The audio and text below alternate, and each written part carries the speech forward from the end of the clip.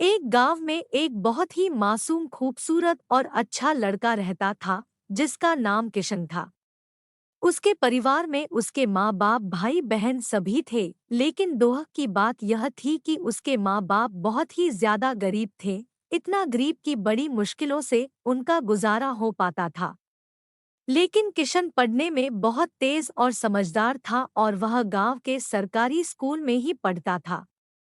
एक दिन की बात है, किशन को एक लड़की को देखते ही उससे प्यार हो गया, यानी उससे पहली नजर में वो प्यार कर बैठा था। उसकी दिल की गहराइयों में वो लड़की पूरी तरह से उतर चुकी थी और उस लड़की का नाम दिव्या था। दिव्या एक अमीर घर की इकलौती लड़की थी। अब किशन दिव्या को छुप छुप कर देखने लगा, लेकिन एक दिन दिव्या ने ऐसा करते उसे देख लिया, मगर दिव्या ने उसे कुछ भी न कहा क्योंकि किशन था ही इतना मासूम।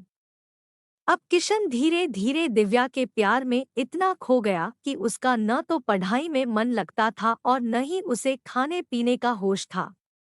वह 24 घंटे ही उसी के ही प्यार में खोया रहता था। खैर, दिन तो जैसे तैसे उसका कट ही जाता था, मगर रात भर वह बिस्तर पर करवट बदलता रहता कि कब सुबह हो और उसकी एक झलक दिखे। एक गरीब का प्यार, एक दर्द भरी प्रेम कहानी। अगर एक दिन भी वह लड़की उसे नजर नहीं आती तो वह अकेले में जाकर रोने लगता था।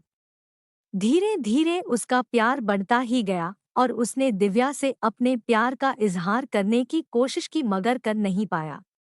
कई बार उसके नाम प्रेम पत्र लिखा, लेकिन वह उसे दे नहीं पाया क्योंकि उस लड़की के नजदीक जाते ही उसका दिल जोर जोर से धड़कने लगता और वह घबरा कर अपना इरादा बदल देता था। शायद उसके मन में एक डर था कि कहीं वह इनकार न कर दे या उससे नाराज न हो जाए।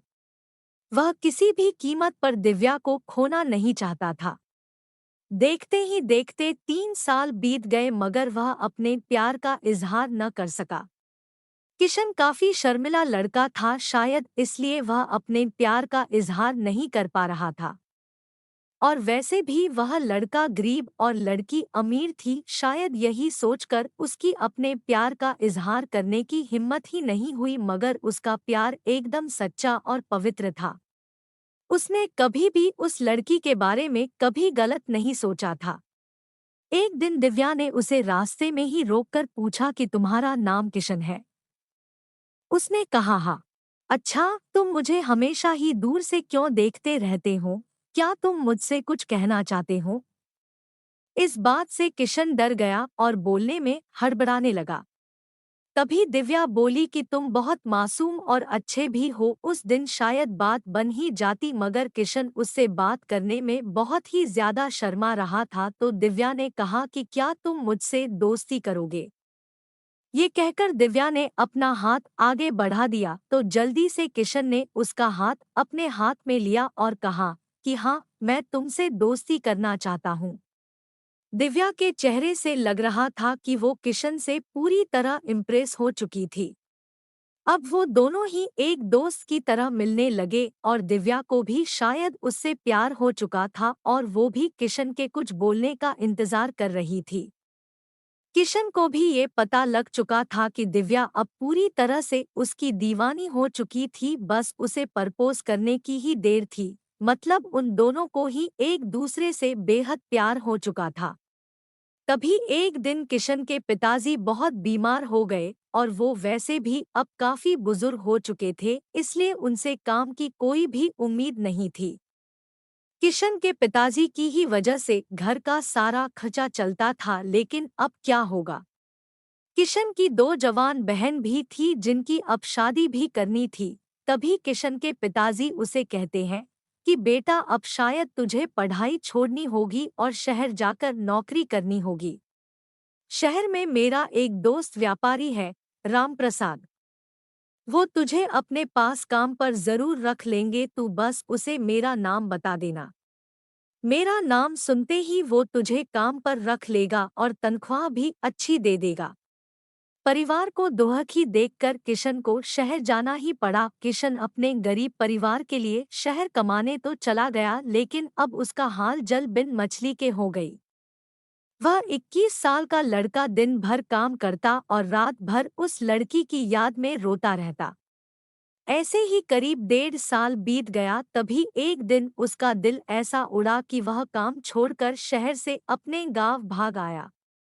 गांव आकर वह देखता है कि 10 दिनों के बाद दिव्या की तो शादी होने वाली थी और वो उस शादी से बहुत दुखी भी लग रही थी। तभी किशन की मां ने बताया कि तेरी एक दोस्त दिव्या कई बार अपने घर पर आई थी और वो बस तेरे ही बारे में पूछती थी। अब तो किशन को ऐसा लग रहा था कि जैसे उसकी तो सारी दुनिया, सारी खुशियां ही उजड़ चुकी हों, लेकिन वह क्या करता। एक तरफ प्यार था और दूसरी तरफ गरीब परिवार था और उसके कंधे पर पूरी जिम्मेदारी भी थी। वह दिव्या से आखिरी बार भी नहीं मिला और उसने ये फैसला कर लिया कि उसे अपने बूढ़े माँ बाप और अपने छोटे भाई और बड़ी बहनों की खुशी के लिए अपने प्यार की कुर्बानी देनी ही पड़ेगी। ये सोचकर उसने अपना फूल जैसा दिल पत्थर का बना लिया और वो दिव्या से भी बिना मिले ही शहर वापस चला गया।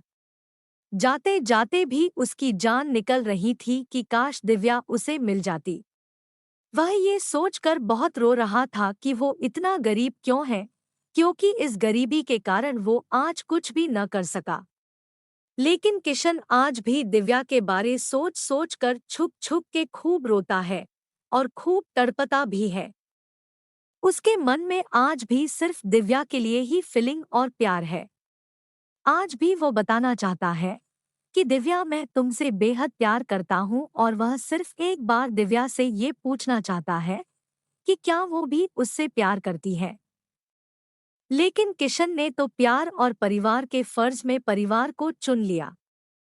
तो दोस्तों, किशन ने परिवार के फर्ज को चुनकर सही किया, और क्या उसे इतने गरीब परिवार को मजबूरी में छोड़कर अपने प्यार को अपनाना चाहिए था? प्लीज कमेंट करके अपनी राय बताएं। धन्यवाद। आपको ये कहानी कैसी लगी नीचे कमेंट करके हमें ज़रूर बताइएगा। अगर आपको ये कहानी पसंद आई हो तो अपने दोस्तों के साथ ज़रूर शेयर करें और ऐसी ही प्यारी कहानियाँ सुनने के लिए हमारे YouTube चैनल से जुड़े।